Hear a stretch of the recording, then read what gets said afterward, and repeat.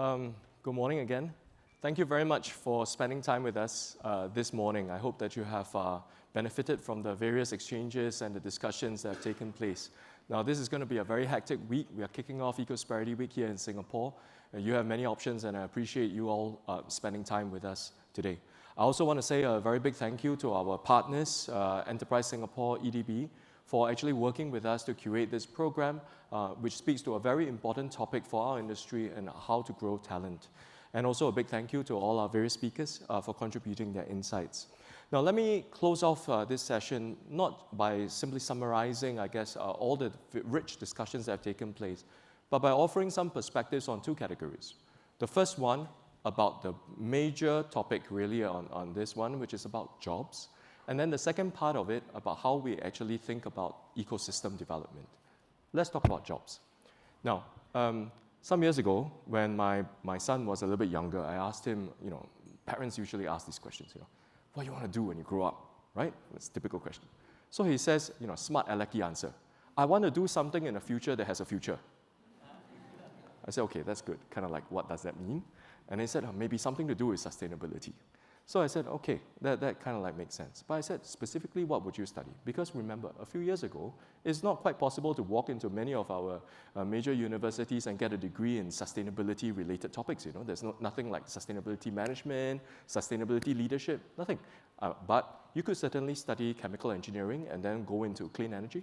You could certainly study finance and then go into transition finance, sustainable finance, green bonds, whatever it is, right? Now, so actually what came to mind when I was having that discussion really was, as many of you know, this analogy of the blind man touching the elephant, right? So depending on actually which part of the elephant you're touching, you have a slightly different view of what is it that you are actually touching. Sustainability is a little bit like that, right? There isn't that one specific academic field of sustainability per se. If you're thinking long-term, you're considering all factors, odds are you're doing something relevant to sustainability. So we have to perhaps change the narrative around the jobs and say, oh, no, this is a brand new space. It is, no doubt. There are some areas which are very, very specific, like what Tommy has said, right? That you need to have very specialist knowledge. But today, you can be a lawyer that is involved in the sustainability space. You can be a finance professional. You can be a communications professional. You can be any number of things and be involved in the carbon markets and in sustainability and climate. So the first thing I think on jobs is to tell people, look, this transition, this idea about getting jobs, doing this stuff, is not beyond us. You can pivot from the core base of what you have actually learned in school, even if it's 10, 20, 30 years ago, and do something that's relevant in the carbon market, climate, sustainability space. So that's one. But two, we need to also be able to explain to people what is the size of the prize, what is the pot of gold at the end of this rainbow. So if we are getting folks to actually pivot, will there actually be jobs? Now, about 2 years ago, there was a news report in Singapore that suggested that that there will be about 50,000 new jobs created in Singapore alone that is related to the green economy. Now, other reports that you will read online and elsewhere suggest that it will be millions of jobs. If you believe the bottom end of the number, maybe something like about 10 million. If you believe the top end of the number, something like 30 million in just this region alone in Southeast Asia by 2030. But of course, it has a fairly all-encompassing definition of jobs. So it's everything from traditional jobs that will be impacted by climate, sustainability, and all the kinds of things, to also very new areas like MRV, verifiers, carbon accountants, and so on and so forth. But the key thing here is there will be jobs, and these jobs are going to be new incremental jobs, very likely most of them very good jobs, well-paying jobs. So that's the second thing. The third element around jobs that we need to think about really is that while the topic today is about creating this ecosystem hub, building talent for Singapore and Southeast Asia, we need to think about jobs not just for our own domestic economies or our own countries, but think about jobs in a much more expansive way. Because really, carbon, climate, sustainability are things which is not just about one country doing its part, or about the economic activities, the economic value that's generated for one country alone. No one country can solve this, right? Not Singapore, not any of our neighbors alone, certainly not Singapore, given that we're so small, right? But so it is important for us to think about creating jobs not in a zero-sum way of creating jobs just here in Singapore, but also creating jobs in our region, in our neighbors, and more generally. And that way, when everybody can actually understand that, look, I have got a stake in this. I will benefit from this too. And it does not matter whether you're going to be working in Singapore or working in the forests in Indonesia or Thailand or Vietnam or the Philippines. Then we are going to get a lot more effort and energy and ideas about this. Now, so if I were to pivot now into ecosystem development, today you have heard many different aspects of this, right?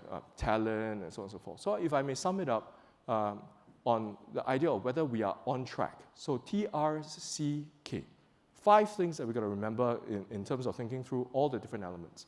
The first part of it is obviously about talent, T, right? So we need more people, and that has been amply discussed. I just want to offer one perspective on this. Oftentimes, we think about talent development, human capital development, as a very public service, public sector kind of effort. That's not really true. Today, the core competencies actually reside in industry. Okay? So a lot of the organizations that are actually training our verifiers, our carbon professionals, our project developers, are actually the project developers themselves, the standard bodies themselves, right?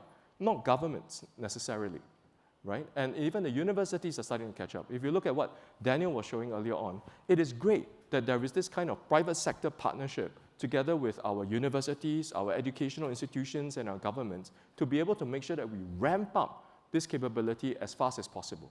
So we should also not just be asking ourselves, oh, what kind of subsidies can be given? What kind of government programs are out there? We should be asking ourselves, how can industry supercharge this entire effort as well?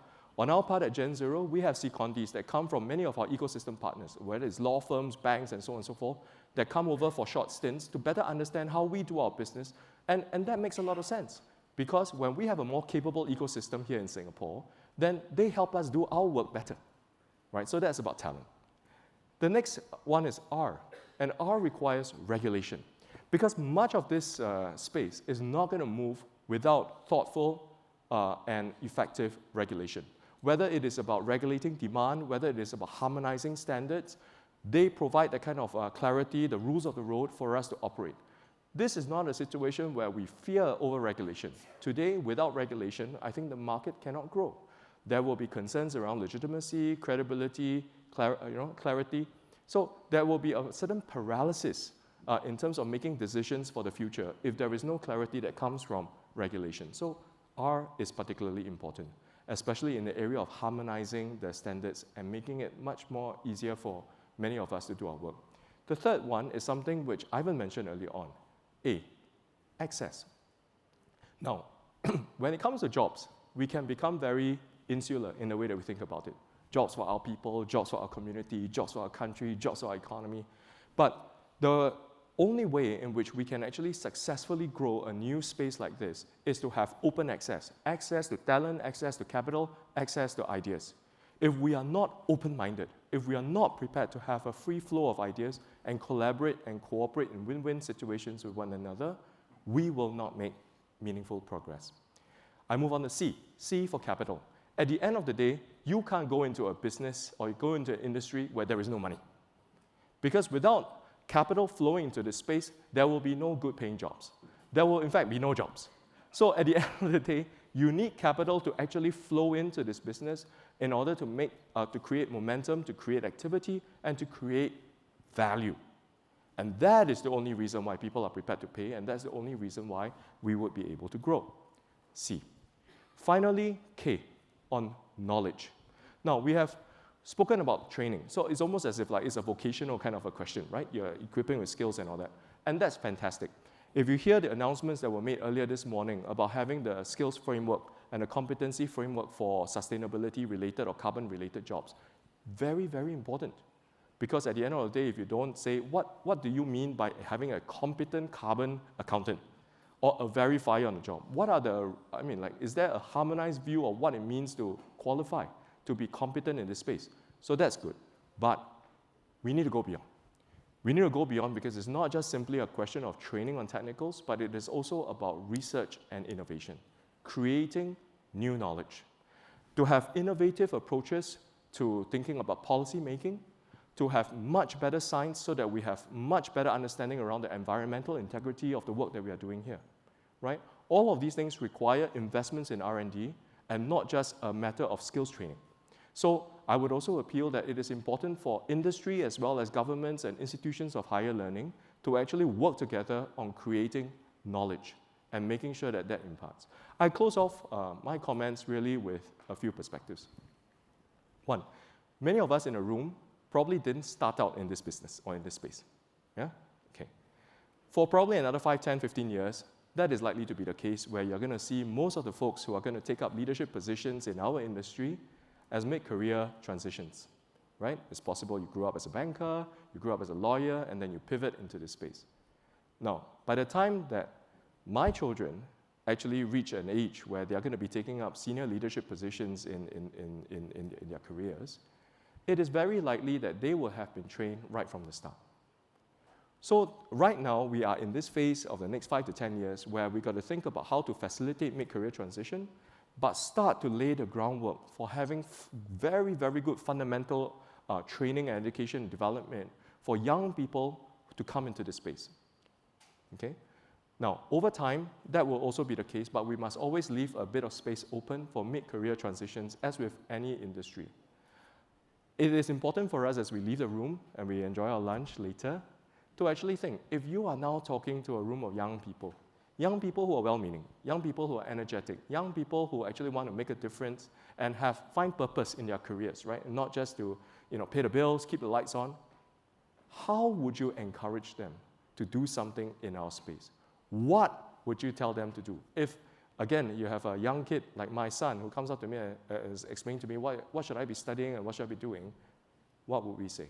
And maybe with that, I'll leave that thought with you, and thank you once again for joining us this morning.